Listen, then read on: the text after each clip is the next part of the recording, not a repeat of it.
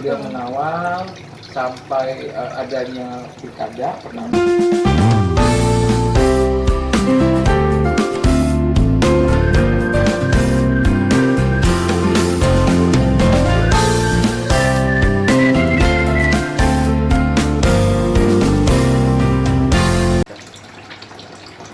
Hai guys, apa kabar? Kembali lagi ke YouTube channel aku, Fitri Sufu. Kali ini aku didampingin oleh pimpinan redaksi detakbanten.com, ada Bang Eko. Nah, kebetulan di konten kali ini itu kita mau sedikit membahas kota Tangerang Selatan. Kebetulan tanggal 26 November itu Tangsel merayakan ulang tahunnya yang ke-12 tahun sebagai daerah otonom. Begitu. Nah, ini Bang.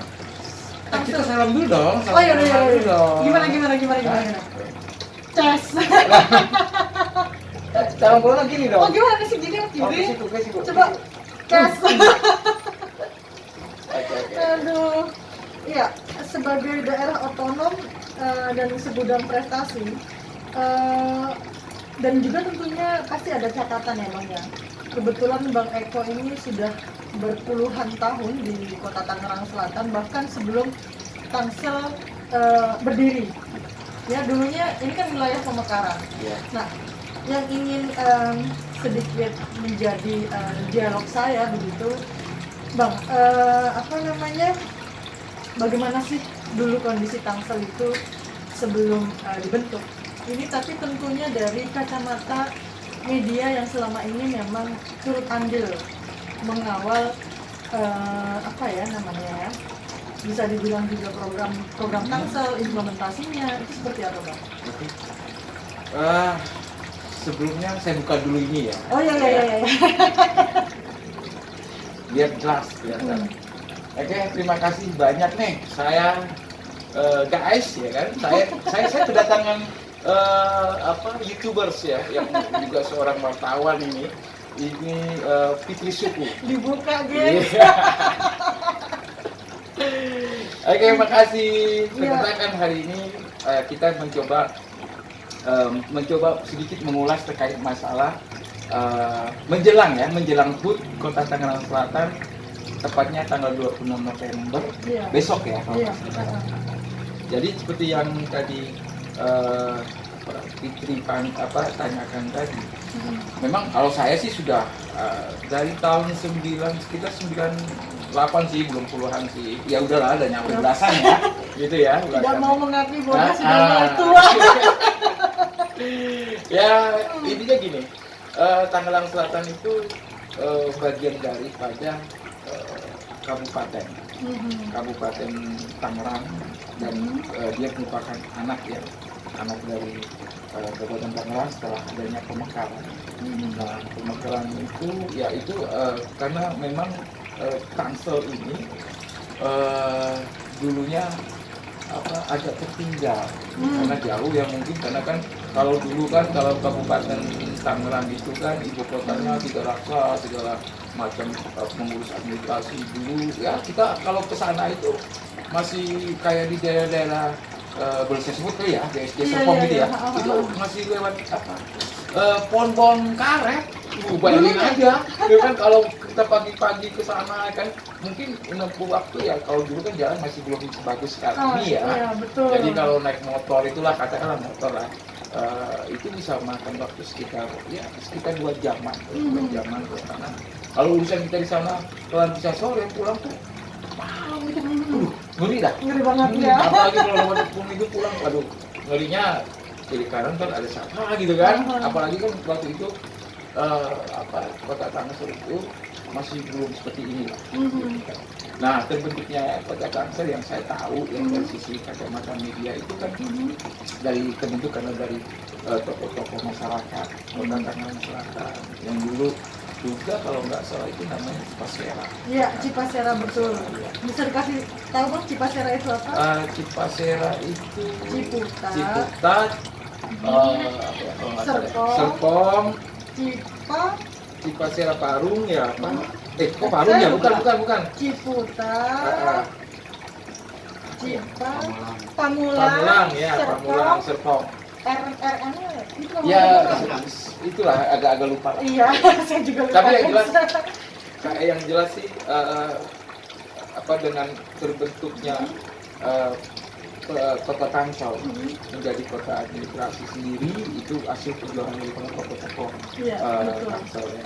Nah, kalau terbentuknya secara resmi itu tanggal 26 November 2008. Nah, Tangsel itu berdiri berdasarkan Undang-Undang Nomor 51 tahun 2008. Gitu. Jadi Tangsel ketika itu sudah mulai berbenah dan dengan terbentuknya kota Tangsel ada 7 kecamatan ya, waktu itu 7 kecamatan sekitar 50-40 kelurahan. Nah, Tangsel itu berdirilah kota yang diharapkan menjadi oleh para penduduknya ya, yang jadi diharapkan menjadi kota yang bisa memberikan kesejahteraan untuk mereka, mempermudah mereka dalam urusan administrasi karena jauh tadi itu. Iya betul. Ya. Nah, jadi ketika disusunlah itu kalau untuk pertama kali yang menjadi PLT di sini kalau nggak salah itu RT Soleh ya. Beliau pertama kali sebagai pejabat di sini sehingga beliau mengawal sampai adanya pilkada pertama di periode pertama itu 2010 ya. Nah, maka melahirkanlah wali kota dan wakil wali kota definitif yaitu Ibu Airin Rahmidiani dan Benyamin Gapmi. Nah, kalau kita lihat saat ini memang luar biasa. Artinya Tangsel sudah jauh dari dulu ya, yang tadinya kalau misalnya kita ke arah Serpong yang tadinya kota udah jadi bangunan ini semua ya kan, bangunan musik ya kan, besi beton tinggi saya kan. Banget itu Bang. Tahun 2012 saya kan baru hijrah ke Tangerang Selatan, tapi saya lebih ke Ciputatnya, Ciputat Cirende tuh di sono.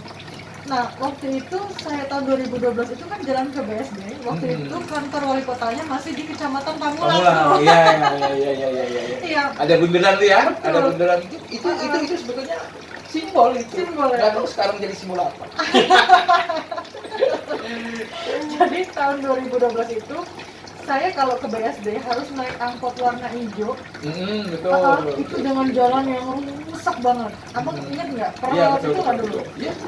Iya. Jadi tahun 2012 saya ke BSD itu karena dulu mau ikut pendaftaran sekolah beasiswa demokrasi Bang. Gitu. Jadi kan sebenarnya sekolah demokrasi itu ada tahun 2013. Nah, pertama kali saya menginjakkan BSD itu 2012 akhir lah, karena kan saya kesini tuh sebelum bulan Juni kalau nggak salah. Nah, setelah itu saya tahu itu ini kan katanya kota kan, tapi kok jalannya begini gitu. Nah, kisaran tahun 2013 ke atas jalan udah mulai bagus tuh, dan alhamdulillah sampai sekarang gitu. Ya memang sih masih ada beberapa catatan yang itu menjadi PR semuanya begitu ya. Kalau menurut saya sih ya, kita nggak bisa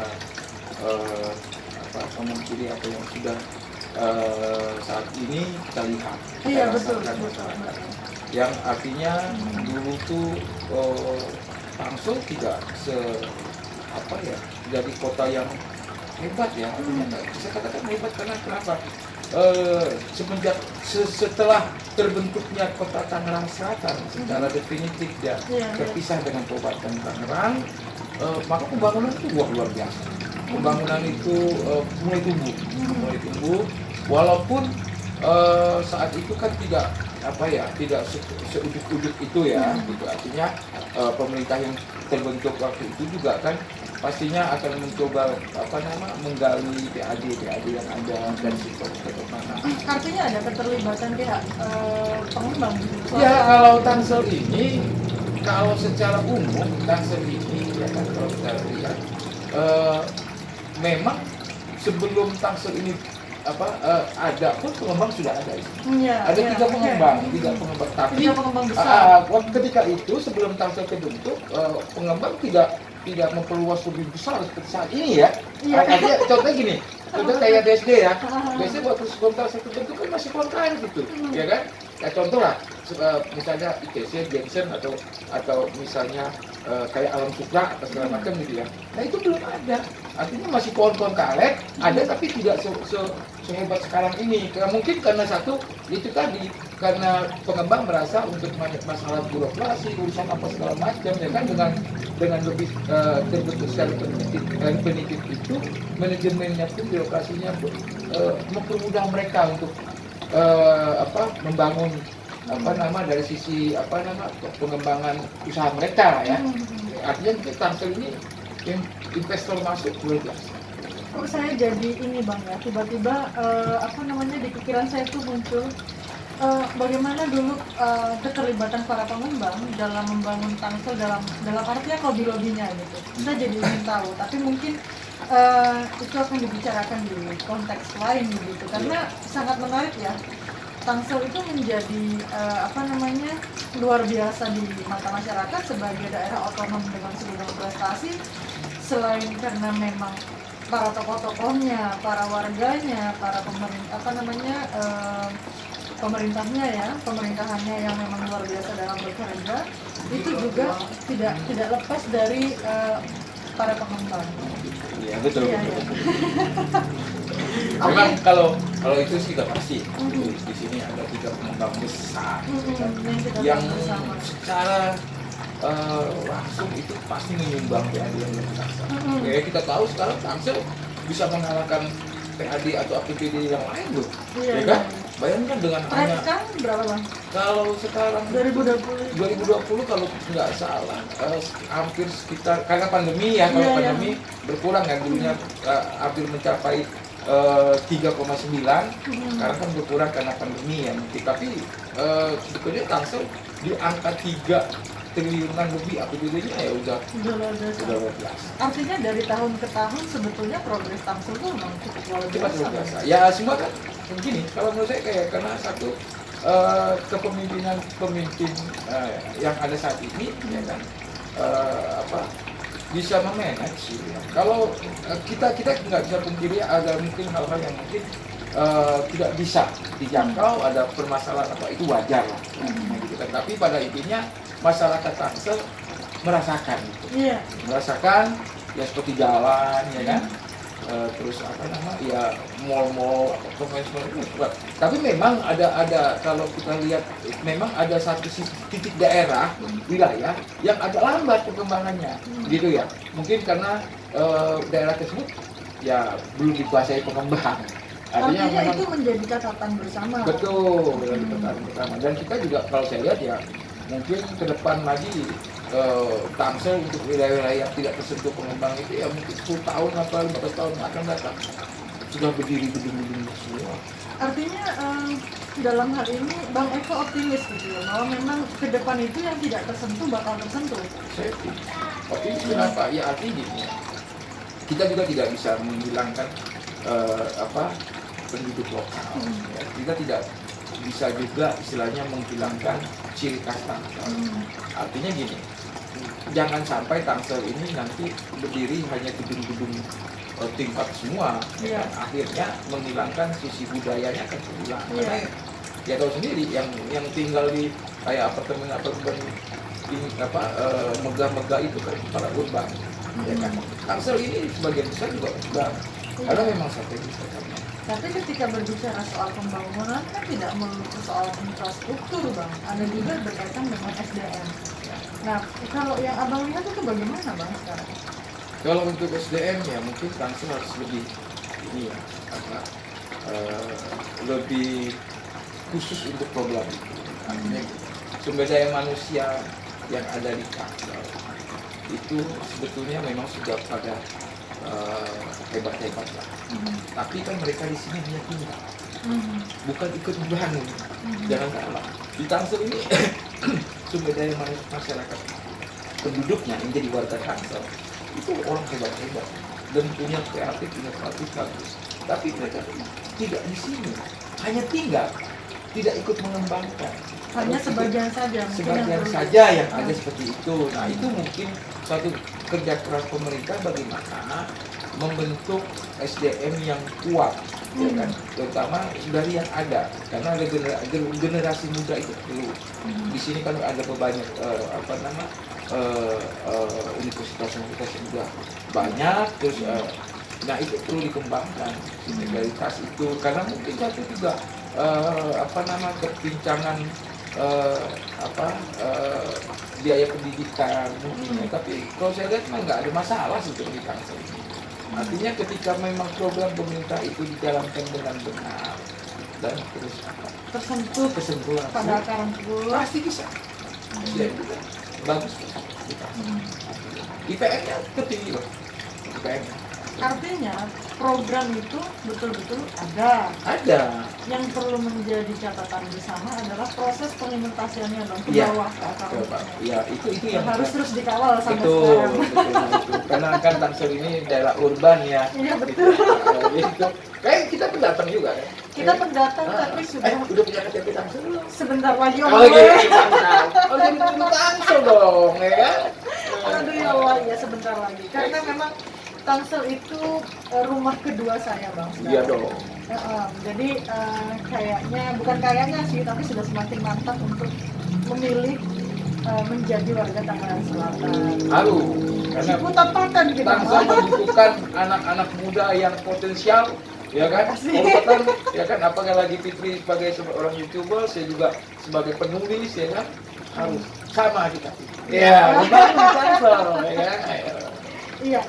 Oke bang, kalau selain itu kira-kira ada catatan penting apa bang lainnya yang memang ini menjadi bahan koreksi kita bersama, gitu ya, baik dari para pelaku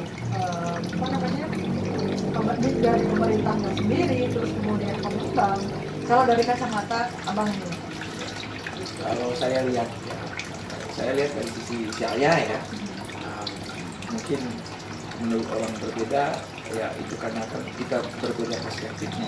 iya, bijak-bijak dalam Iya dong. Nah, ini kalau saya melihat ya selama kantor ini berdiri memasuki usia ke 12 tahun, artinya dia sudah masuk, kata orang tuh udah akhir balik ya. Udah ya kan? Kalau ini udah masa mulai ini kan, ada tahapan kepemudaan yang macam gitu. Maksudnya gini, kita tahu Tangsel ini PAD-nya itu berasal dari jasa, Iya. dari perdagangan. Kita nggak punya sumber daya alam, ya sumber daya alam seperti daerah-daerah kabupaten, Iya. ya kan? Kabupaten Tangerang dia punya pertanian, pasti punya, yang katakanlah bisa menyumbang PAD-nya dari sisi itu. Dari segi. Nah kalau kita kan tidak. Nah kerja kerasnya pemerintah ke depannya untuk menjadikan Tangsel ini sejahtera ya penduduknya. Kan itu kan kalau sejahtera itu ukurannya kan ukuran bagaimana bisa makan ya kan, itu kita nggak bisa lihat kotanya udah hebat, udah modern, tapi ada orang yang kelaparan, ini bagaimana satu aja menggugurkan semuanya, ya kan? Artinya itu perlu peran pemerintah, bagaimana cara, ya kan, membuat peluang peluang usaha, terutama UMKM. Ya kan, kita jasa. Jadi saya melihat UMKM itu merupakan roda yang sangat kuat untuk perputaran ekonomi di suatu daerah. Dia tidak akan terdampak lebih dalam ketika contoh pandemi saat ini. Itu bisa dengan UKM bisa online, jualan restoran, itu masih bisa jalan kan. Nah, kalau saya lihat, saya sih berharap 12 tahun ke depannya Tangsel itu lebih inovatif dalam menggali sumber-sumber pendapatan mereka. Gitu. Dan yang kedua, dari sisi pemanfaatan generasi mudanya. Nah, generasi muda itu jangan sampai generasi muda Tangsel yang punya potensi lari ke daerah lain. Nah, itulah kerja kerasnya pemerintah untuk menciptakan peluang buat mereka. Sehingga mereka, gua ngapain lagi lari kemana-mana dah gitu kan, atau ke Jakarta atau kemana gitu kan, udah gue di Tangsel aja udah udah siap semuanya, udah bisa saya rasakan untuk membangun Tangsel. Nah itu harus kita tanamkan aja. Iya. Intinya gitu, saya yakin di Tangsel 20-30 tahun ke depan lagi, ya mungkin kayak saya, mungkin kalau punya rumah di Tangsel ya kan, mungkin udah mau geser nanti. Bogor ya jadinya. Sama kayak Jakarta kan, Betul. Jakarta kan jadi Jakarta ke Tangsel ke Bogor. Iya begitu, bisa aja itu kejadian gitu kan. Iya, karena Tangsel itu posisinya tengah-tengah banget ya. Betul. Kita tuh berbatasan dengan Jakarta Selatan. Iya. Jadi kalau orang di kampung saya itu bang, di saudara-saudara ya tahunnya memang saya di Jakarta, karena memang kan dulu kan Cirenda itu Jakarta Selatan. Iya, sebelum ada pemekaran. Maka Jadi kalau misalkan saya kan dulu kuliahnya di Universitas Muhammadiyah Jakarta, tapi tulisannya Ciputat Tangerang Selatan. Itu kan menjadi pertanyaan, ini saya sebenarnya Jakarta atau Tangerang Selatan? Pasti orang akan bertanya seperti itu bagi para pendatang gitu. ya, jadi makanya kan saya mau tanya, ini nyari di sini. Oh iya, betul. Senang nggak? Senang banget. Saya menimba ilmu di sini. Kok bisa senang, kenapa gitu ya? Begini bang, apa ya, Tangsel ini kan meski dia daerah otonom yang sangat majemuk, beragam juga. Terus kemudian secara kegotong royongan, Tangsel juga cukup kuat. Ya. Saya sebagai pendatang, saya tidak merasa sendiri di sini dan saya tidak pernah takut bahasanya ya kelaparan, karena saya punya banyak saudara di sini gitu kan. Ya dalam prosesnya itu ketika saya merantau, ternyata memang orang Tangsel itu punya kegotong royongan yang tinggi, rasa kekeluargaan yang tinggi, terus kemudian teman-teman perantau juga sama. Iya betul. Jadi ya saya ketika di Tangerang Selatan itu ya seolah-olah memang ini kampung saya. Ya harus dong, kita kan Di mana cari- bumi dipijak, ya, di langit situ dijunjung. langit Sama, dijunjung. kan saya juga perantau, gitu kan? Ketika Iya. saya cari nafkah di sini, yang harus saya lakukan adalah bagaimana caranya saya juga bisa membantu orang-orang di sekitar dengan apa yang bisa saya punya, Ya, betul. power yang saya punya. Nah itu aja sih bang. Jadi feedbacknya ke sana.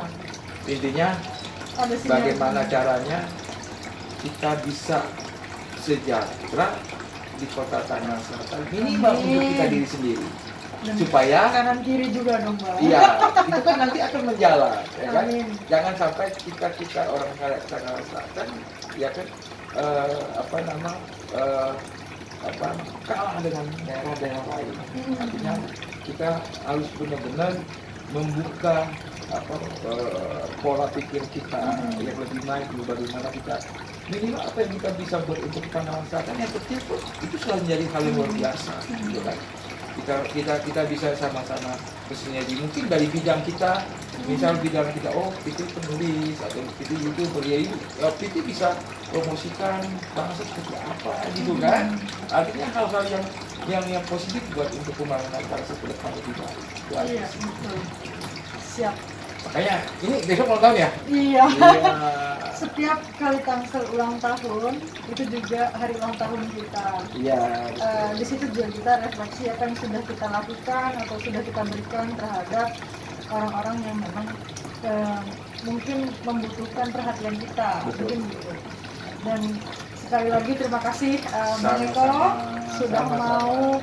Ini susah loh waktunya pimpinan redaksi Detak Banten. Bisa aja. Iya. Sama, saya juga kan menunggu-nunggu ini ya kan. Wah kayaknya kapan ini ya kan Fitri Supu ini datang wawancara saya gitu. Ya minimal ngopi-ngopi sambil ngobrol gitu kan. Nggak masuk itu juga nggak apa-apa ya kan. Alhamdulillah hari ini bisa punya kesempatan. Terima Ya kasih, kita Bang bicara Eko. hanya sekedar diskusi aja Diskusi ya aja. menurut kita.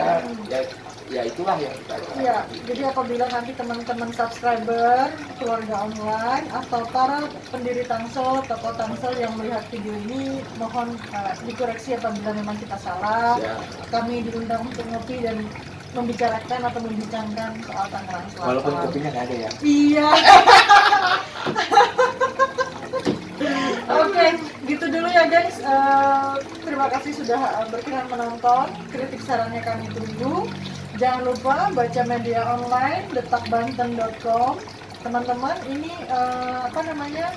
media yang gaungnya sudah sangat baik di Tangerang Selatan. Amin. Sudah Mudah-mudahan. verifikasi Dewan Pers. Oh ya, amin, bisa aja. Promosi. Terus kemudian ini Bang Eko ini juga sebentar lagi akan mencalonkan diri. Ya, jadi di kota. Ya. Amin.